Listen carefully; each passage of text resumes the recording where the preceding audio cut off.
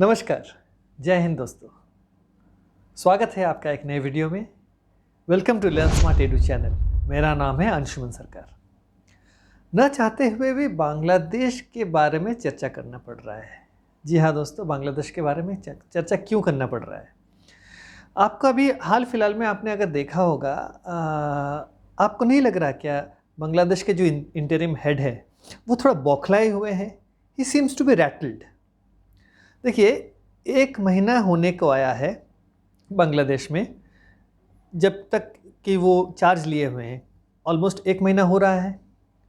कुछ बदलाव दिख रहा है क्या? ज़मीनी जो बदलाव जो है बांग्लादेश में, कोई दिख रहा है क्या? नहीं, तो हमें तो नहीं दिख रहा है। और एक चीज़ आपने गौर किया है, वो जो है वो हर किसी का बंदा बनना चाहते हैं। ये हर किसी को खुश रखना चाहते हैं। is trying to keep all the groups in good humor। जी हाँ, देखिए, अगर आप देखेंगे तो वो आर्मी को खुश रखना चाहते हैं, वो बांग्लादेश नेशनलिस्ट पार्टी को खुश रखना चाहते हैं, वो जमात इस्लामी को खुश रखना चाहते हैं, वो जो जितने भी रेडिकल एलिमेंट्स हैं जो कि इस्लामिक गुटे हैं उनको खुश रखना चाहते हैं। और अगर बाहरी ताकतों के बारे में बात की जाए तो अमेरिकन्स को खुश रखना चाहते हैं, पाकिस्तानीज़ को खुश रखना चाहते हैं, चीनी को खुश रखना चाहते हैं। तो भाई किस किस को खुश रखोगे? ये मतलब ये क्या है? तुम करना क्या चाहते हो? और अगर हम पिछले 1 महीने में देखेंगे तो कोई एक पॉजिटिविटी इस सरकार ने कदम रखा हुआ है कुछ नहीं दिख रहा है। मोहम्मद यूनिस का क्या है? वो सिर्फ बैठ के चाय पे मीटिंग कर रहे हैं, लंच पे मीटिंग कर रहे हैं, प्रेस वालों के साथ मीटिंग करना, इसके साथ मीटिंग करना, उसके साथ मीटिंग करना। भाई मीटिंग करो, लेकिन एक प्लान ऑफ एक्शन तो होना चाहिए कि भाई ये पहले मैं एडमिनिस्ट्रेशन को सही करूँगा, इसका मीटिंग मैं कर लूँ पहले। तो क्रोनोलॉजी में चलो ना, वो बात नहीं है। ये मतलब एक जमात बना के रखा हुआ है। ये कोई इंटरिम गवर्नमेंट नहीं है, ये एक टाइम पास गवर्नमेंट लग रहा है। और अगर हम गौर करेंगे तो मोहम्मद यूनिस का मुझे लग रहा है कि he is trying to copy a leaf of the American template. वो जो अमेरिका जो अफ़गानिस्तान में चला रहा था, मुझे लग रहा है उसी को वो बांग्लादेश में यहाँ दोहराना चाहते हैं। मैं ये क्यों बोल रहा हूँ? अगर आपने गौर किया होगा, कंसिस्टेंटली ये जो मोहम्मद यूनिस है, उन्होंने एक्सट्रीमिस्ट एलिमेंट्स के साथ अपना जो है रिलेशनशिप बहुत गहरा उन्होंने करा हुआ है। मैं ये क्यों बोल रहा हूँ कि वो उनकी नज़दीकियाँ जो है वो एक्सट्रीमिस्ट एलिमेंट्स के साथ ज़्यादा हैं। मैं उदाहरण के साथ बताऊँगा, क्योंकि उदाहरण से ही आप लोगों को पता चलेगा। पहला उदाहरण है कि देखिए, जब रिजीम चेंज हुआ, तख्ता पलट हुआ, शेख हसीना जब वो भारत आ गई, तो जो जमात इस्लाम गुट है और जो उनका इस्लामी छात्र शिविर जो ग्रुप है, इन्होंने क्या किया? इन्होंने बिल्कुल मार काट मचा रखी थी बांग्लादेश के भीतर। हिंदुओं का कत्लेआम किया, मंदिरों को तोड़ा, मंदिरों को जलाया, मतलब क्या क्या नहीं किया है उन्होंने माइनॉरिटीज़ के ऊपर, स्पेशली हिंदू माइनॉरिटीज़ के ऊपर। और जब यूनिस इंटरिम हेड बन गए तो इसी जमात इस्लामी संगठन, जो कि बांग्लादेश का सबसे बड़ा इस्लामी संगठन है, इसके ऊपर से उन्होंने बैन हटाया। ये पहला कारण हुआ।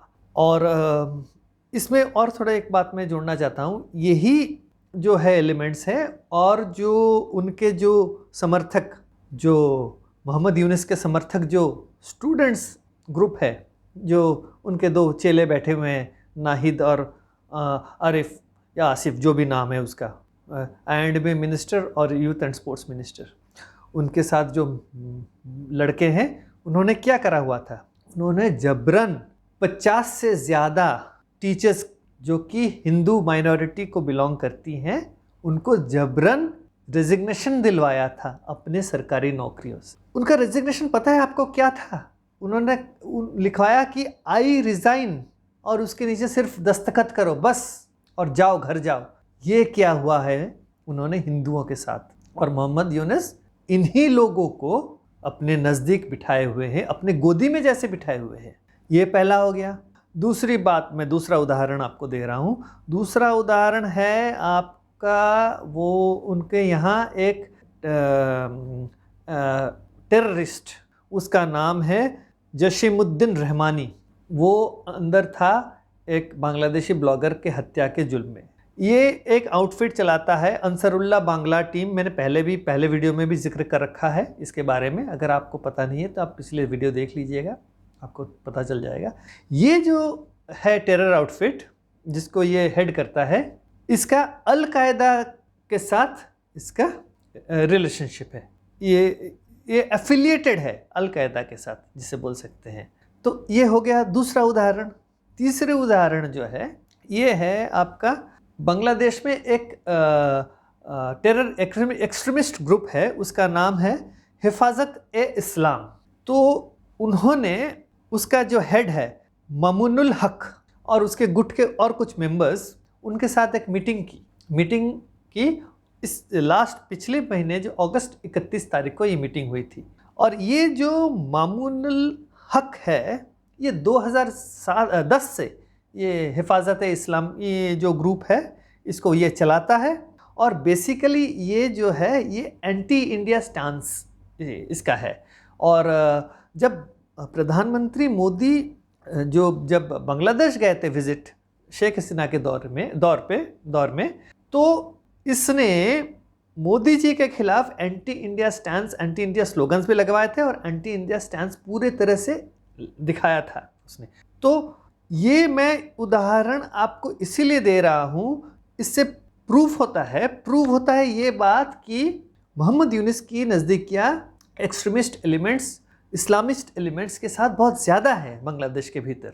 तो ये एक उदाहरण हो गया।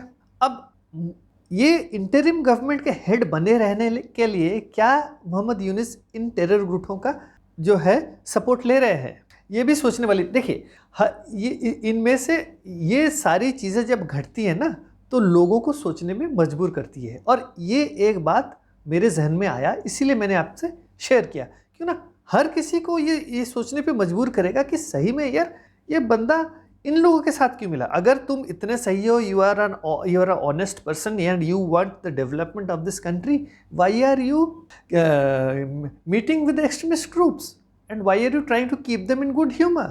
You have the army and the police in your hand and the army is backing you. तो डरना किस बात का? जब शेख हसीना थी, यही एक्सट्रीमिस्ट ग्रुप्स चुप बैठे थे, कुछ हरकत नहीं कर रहे थे। तो ये बात हो गई। अगर आपने गौर किया होगा कि इन सारी ताकतों के साथ मीटिंग्स करने के बाद वो अभी भारत विरोधी जो है वो अभी स्टेटमेंट्स उन्होंने देना शुरू कर दिया था। अभी हाल फिलहाल में ही उन्होंने press trust of India PTI को एक इंटरव्यू में कहा है। वो उन्होंने जो कहा है, अगर हम उसको उस पर अगर थोड़ा सा विस्तार में अगर भी बात करें ना, तो जो स्टेटमेंट्स उन्होंने दिए हुए हैं वो कोई भारत के साथ दोस्ताना रिश्ते बढ़ाने वाली स्टेटमेंट्स कोई नहीं थी। भारत तो कोई एक ऐसा छोटा देश नहीं है, मालदीव्स जैसा तो देश नहीं है कि तुम बोलते रहोगे हम सुन लेंगे, वैसा नहीं चलेगा। उन्होंने क्या कहा कि भारत उनके खिलाफ एक नैरेटिव बिल्ड करना चाहती है। उन्होंने कहा कि भारत ये कहना चाहती है कि Bangladesh will become another Afghanistan. अब हरकतें तो देख के वही लग रहा है अफगानिस्तान बनने वाला है। और भारत ने कब कहा है कि अफगानिस्तान बनेगा बांग्लादेश? कभी कहा है? सरकारी जो है स्पोक्स पर्सन ने कभी कहा है? भारत सरकार ने कहा है कि बांग्लादेश अफगानिस्तान बन जाएगा? कहाँ से ये लोग पालते हैं अपने दिमाग में ये सारी बातें, मुझे पता नहीं यार। कुछ भी मतलब अपना तो देश चला नहीं सकते हो, देश न चलाने अपना जो है जो फेलियर्स को उसको ढकने के लिए भारत के ऊपर निशाना कि भारत बोल रहा है कि अफगान, भाई खुद ही उसको ढकेल के बांग्लादेश को अफगानिस्तान के जैसे हालत बनाने में लगे हुए हो। फिर उन्होंने क्या कहा, मैं थोड़ा सा अपने पढ़ के सुनाता हूँ। The way forward is for India to come out of the narrative. The narrative is that everybody is Islamist, BNP is Islamist and everyone else is Islamist and will make this country into Afghanistan.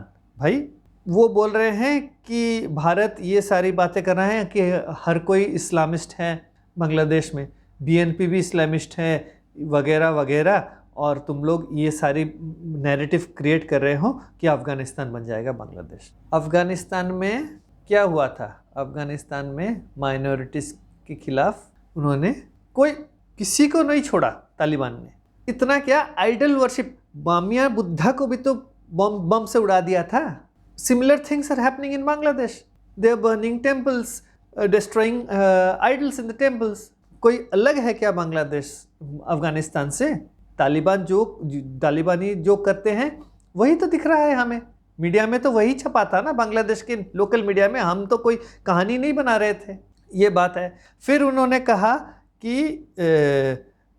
And Bangladesh is in safe hands and Sheikh Hasina at the helm only. इसका मतलब ये कि शेख हसीना, भारत ये कह रही है कि अगर शेख हसीना होती तो बांग्लादेश सुरक्षित रहता। India is captivated by this narrative. India needs to come out of this narrative. Bangladesh, like any other nation, is just another neighbor. ठीक है, अगर आप बोल रहे हो कि India needs to come out of this narrative, हमने तो कभी कहा ही नहीं, भारत सरकार ने कभी कहा ही नहीं कि बांग्लादेश अफगानिस्तान बनेगा।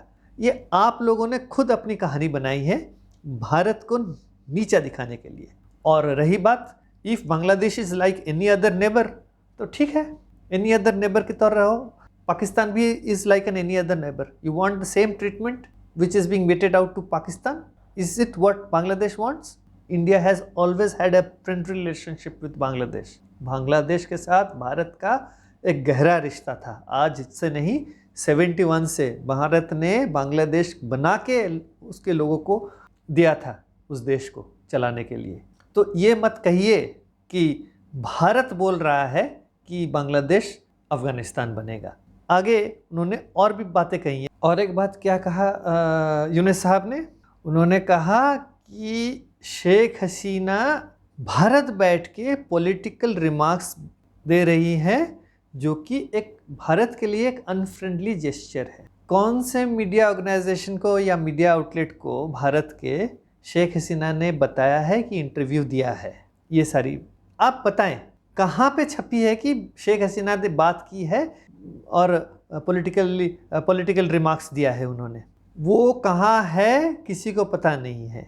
मीडिया तो दूर की बात है, एडमिनिस्ट्रेशन में 2-4 गिने चुने 2-4 लोगों के अलावा किसी को पता नहीं है। आप कहाँ से ये कहानियाँ फिर से बना रहे हैं? मतलब अगर कहानी भी बनाई नहीं, कोई ढंग का बनाओ यार, जिस पे विश्वास हो। जब वो खुद ही कहाँ है, हमारे देश के लोगों को पता नहीं है, वो मीडिया को कहाँ कहाँ उन्होंने पॉलिटिकल रिमार्क दिया हुआ है, कहाँ छपी है, दिखाए ज़रा कहाँ छपी है।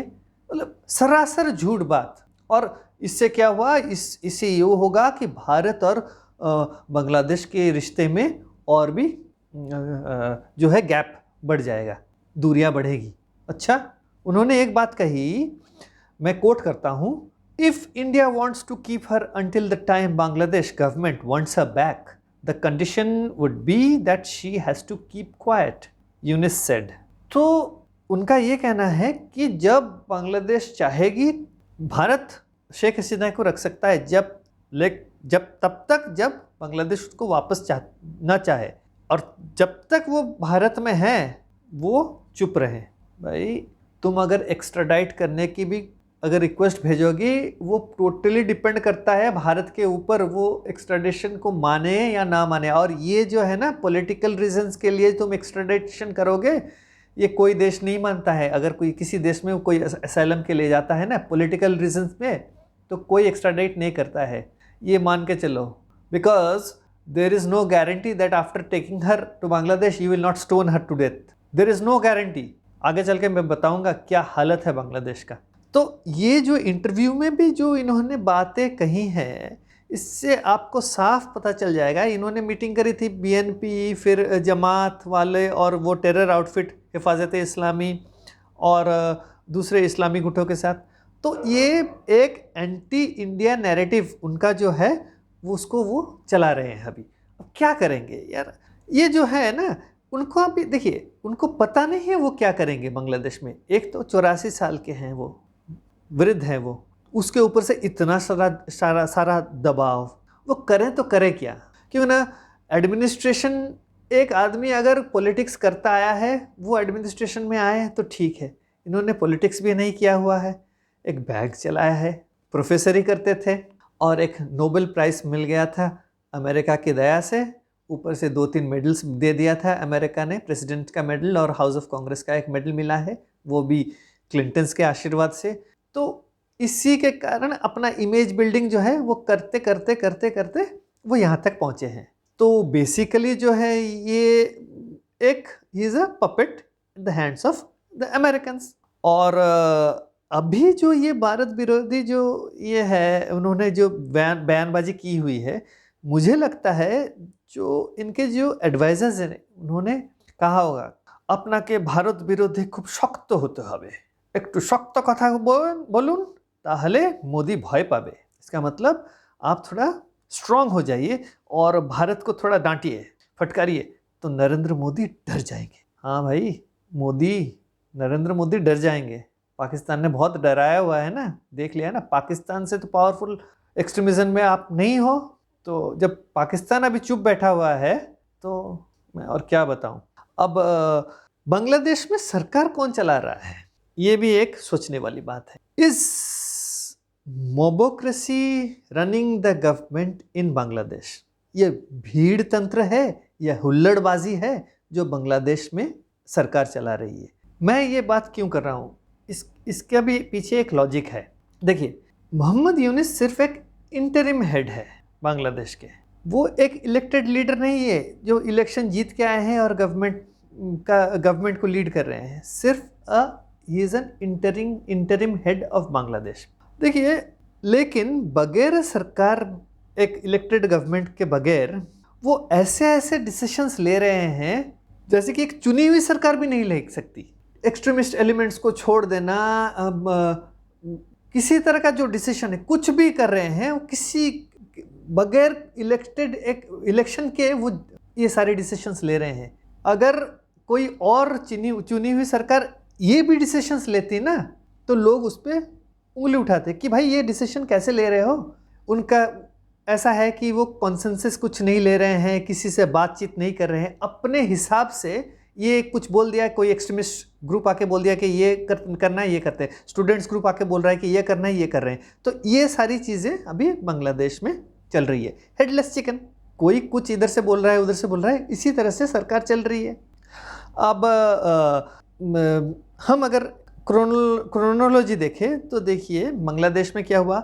बांग्लादेश में पहले उन्होंने क्या किया, ज़ोर ज़बरन उन्होंने सुप्रीम कोर्ट के चीफ जस्टिस और जजेस को रिज़ाइन करवाया, फिर अटॉर्नी जनरल को रिज़ाइन करवाया, फिर हाई कोर्ट जजेस को रिज़ाइन करवाया, और टीचर्स को रिज़ाइन करवाया, वाइस चांसलर्स को रिज़ाइन करवाया, प्रो वाइस चांसलर्स को रिज़ाइन करवाया, फिर अभी हाल फिलहाल में इलेक्शन कमिश्नर्स को रिज़ाइन करवाया। तो ये जो इन सारे लोगों को किसने रिज़ाइन करवाया? मॉब ने।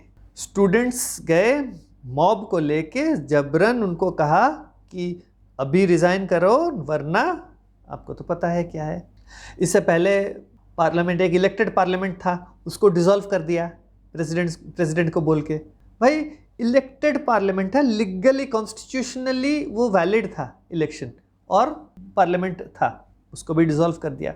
मॉब गया, मॉब जाके जबरन, मैंने कहा, हिंदू टीचर्स को चुन के हिंदू टीचर्स को उन्होंने रिज़ाइन करवाया। अभी देखिए, मैं मॉब की बात कर रहा हूँ ना, बीच में क्या हुआ कि एक अस्पताल में एक मरीज़ को लेके गए थे, उस डॉक्टर ने कहा कि यहाँ पे चिकित्सा नहीं हो सकता है गवर्नमेंट सरकारी हॉस्पिटल में, आप लोग प्राइवेट हॉस्पिटल में लेके जाओ। उसके जो रिलेटिव्स है वो छात्रों को बुला के ले आए और छात्र मॉब बन के आ गए, पूरा ग्रुप बना के आके डॉक्टर को पीटा। क्या हुआ, पूरे बांग्लादेश में सरकारी अस्पताल में डॉक्टरों ने हड़ताल कर दी थी, हाथ पर पकड़ के अभी फिर से वापस उनको काम में लगाया। तो अभी क्या है, अभी बांग्लादेश में मॉब सरकार चला रही है। इट्स ए मोबोक्रेसी जिसे बोलते हैं। और जस्टिस के नाम पे अभी कोर्ट्स नहीं चल रहे, अब मॉब जस्टिस हो रहा है। लोग अभी डिसाइड करेंगे किसको जीना है या किसको मरना है। इसका मैं एक ज्वलंत उदाहरण दे रहा हूँ। एक 17-18 साल का हिंदू लड़का, खुलना का लड़का, कॉमर्स कॉलेज में पढ़ रहा था बेचारा, उसको ब्लास्फेमी के केस में पीट पीट के ये स्टूडेंट्स और मॉब ने मार डाला। जी हाँ दोस्तों, ऐसा जो केस है, केस ऐसा हुआ है कि उसने तथाकथित, मैं अलेजेड जिसे बोलते हैं, क्यों मैं बोल रहा हूँ कि ना, पुलिस ने भी वेरीफाई नहीं किया था उस पोस्ट को। उसने उन्होंने कहा कि इस लड़के ने कोई एक सोशल मीडिया में पोस्ट करा है जो कि उनके प्रॉफिट को लेके उसने निंदा की हुई थी। तो ये ब्लास्फेमी बोल के उसको पीट के उसको मार दिया। मतलब पुलिस स्टेशन में पुलिस ऑफिसर्स थे, आर्मी पर्सनल थे, स्टेट लोकल एडमिनिस्ट्रेशन थे, उनके सामने वीडियोस भी हैं, बहुत सारी वीडियोस हैं सोशल मीडिया में, आप ढूंढने से आपको मिल जाएगा। उसका नाम है उत्सव मंडल, 17-18 साल का एक हिंदू लड़का, उसको ऐसे ही मॉब ने जस्टिस दिया। तो लॉ एंड ऑर्डर नाम का कोई चीज़ अभी बांग्लादेश में है ही नहीं, अभी मॉब जस्टिस जो है वो चल रहा है। और जो यूनुस साहब हैं वो भारत को नसीहत दे रहे हैं कि भारत एग्जैजरेट कर रहा है, माइनॉरिटीज़ पे कोई अत्याचार नहीं हुआ है, वो सिर्फ अवामी लीग के लोग थे। वो वही बात दोहरा रहे हैं, बांग्लादेश नेशनलिस्ट पार्टी जो दोहरा रही थी उसी बात को दोहरा रहे हैं कि अवामी लीग के मेंबर थे और वो हिंदू निकले और इसीलिए उन पे अटैक्स हुआ। जबकि जमात इस्लामी और छात्र शिविर और उनके जो छात्र, जो नज़दीकी छात्र जो है मंत्री, उनके जो लड़के, वो मिल के एकदम प्लान्ड वे में मंदिरों को अटैक्स करना, हिंदुओं पे अटैक्स करना, मार काट करना, जलाना, ये सारी चीज़ें उन्होंने की हुई हैं। अब मना करेंगे क्योंकि ना उनकी छवि खराब हो रही है दुनिया भर में। यूनाइटेड नेशंस में भी बोल दिया है, जो टीम भेजी थी, कि हाँ माइनॉरिटीज़ पे अत्याचार हो रही है। अब सुना जा रहा है कि हिंदू प्रोफाइलिंग हो रहा है। इसका मतलब ये है, उन्होंने मांगा है एक लिस्ट कि कितने हिंदू सरकारी कर्मचारी है, वो लिस्ट बना के दी जाए। भाई ये लिस्ट बना के तुम करोगे क्या? चुन चुन के मारोगे? ये बात होगी कि क्या करोगे? What is the way of profiling Hindus in those working in government offices? So ये सारी चीज़ें अभी हो रही हैं। तो एडमिनिस्ट्रेशन का टोटल फेलियर है बांग्लादेश के भीतर। और इससे तो बेहतर अगर बांग्लादेश नेशनलिस्ट पार्टी पावर में आती, अगर चलाती गवर्नमेंट, इनसे तो बेहतर चलाते। एटलीस्ट उनको एडमिनिस्ट्रेशन पता है, उन्होंने सरकार चलाई हुई है, उनके यहाँ एक्स मंत्रीज हैं जो कि सरकार में मंत्री थे, तो उनके यहाँ अनुभव है, अनुभवी लोग थे। गवर्नमेंट कैसे चलाना है उनको पता है। ना ये इलेक्शंस करवाएंगे, ना किसी और पार्टी को आने देंगे। वो अमेरिका के पपेट हैं, तो उनको लंबा रहना है। अमेरिका का भी यही कहना है कि उनको लंबा रखेंगे वो लोग। और रही एडमिनिस्ट्रेशन की बात, वो एक वेट कर रहे हैं किसी का, और वो जिनका वेट कर रहे हैं वो शख्स आएंगे मिड सितंबर को। तो ये दो शख्स आएंगे जो कि बेसिकली उनका इंतज़ार है यूनुस को, क्योंकि एक शख्स का नाम है डोनाल्ड लू। वो कौन है? वो है assistant secretary of state for south and central Asian affairs. और दूसरे जो शख्स हैं वो है Brent Neyman, deputy under secretary for international finance at the US department of treasury. उनका फाइनेंस डिपार्टमेंट का, मिनिस्ट्री का वो डेप्यूटी अंडर सेक्रेटरी है। अब डोनाल्ड लू कौन है? बहुत फेमस बंदा है वो डोनाल्ड लू। वो एक्चुअली है एक्सपर्ट इन रिजीम चेंज। ये रिजिम जो तख्ता पलट होती है ना, इसका ये एक्सपर्ट है। उसने यूक्रेन में करा हुआ है ये चीज़, एकदम पक्का काम ये उसने करा हुआ है कि तख्ता पलट कैसे किया जाए, उसने किया हुआ है। उसने बांग्लादेश में भी तख्ता पलट का ये ब्रेन है बेसिकली, ये है। और ये डोनाल्ड लू का ओरिजिन है वो चाइनीज़ है। देखिए, जब लोग बाहर के देश के ओरिजिन के होते हैं ना, तो जिस देश में वो उनका सिटीजनशिप होता है वो अमेरिकन है, तो he will try to prove that he is more what should I say American then the Americans. मतलब इतना लॉयल्टी वो दिखाने की कोशिश करेगा कि अमेरिकन्स भी उसके सामने शर्मा जाएंगे। वैसे हमारे भारतीय भी कुछ लोग हैं अमेरिका में जो कि इतना अमेरिकन बनना चाहते हैं कि अमेरिकन लोग भी सोचते हैं कि भाई हम तो कहीं कम अमेरिकन नहीं है, ये भारतीय मूल का आदमी इतना अमेरिकन, हमसे भी ज़्यादा अमेरिकन है उसकी सोच। तो ऐसे लोग बहुत होते हैं। तो वो आदमी और उसके साथ ये जो आपका डिप्टी अंडर सेक्रेटरी जो ट्रेजरी का, डिपार्टमेंट ऑफ ट्रेजरी का, ब्रेंट नेमन, ये दोनों आ रहे हैं। बेसिकली क्या एजेंडा है उनका मीटिंग का, इतना ज़्यादा कोई डिटेल में पता नहीं चला, लेकिन इतना तो पता है कि यूनिस उसका इंतज़ार कर रहे हैं। क्यों? क्योंकि ना वो एक रोड मैप लेके आएगा बांग्लादेश की सरकार कैसे चलेगी। तो वो बना के ला रहा है एक टेम्पलेट, एटलीस्ट 5 साल का रोड मैप कि बांग्लादेश कैसे चलाया जाए। यूनिस को तो कुछ पता नहीं है। तो क्लिंटन के आशीर्वाद से, ओबामा के आशीर्वाद से वो चला रहा है गवर्नमेंट। तो उन्हीं के हेल्प से वो चलाएगा। तो ये रोड मैप लेके आएगा और ये डिपार्टमेंट ऑफ ट्रेजरी का आया है बंदा, वो थोड़ा फिनेंसेस का बात करेगा, आईएमएफ से कैसे लोन दिलाया जाए, तुम क्या करोगे, वो बता के जाएगा। देखिए बांग्लादेश का जो करंट सिनेरियो है और बांग्लादेश का डेमोग्राफी, उसका जो कल्चर हेरिटेज क्या है, अमेरिकन्स को क्या पता है।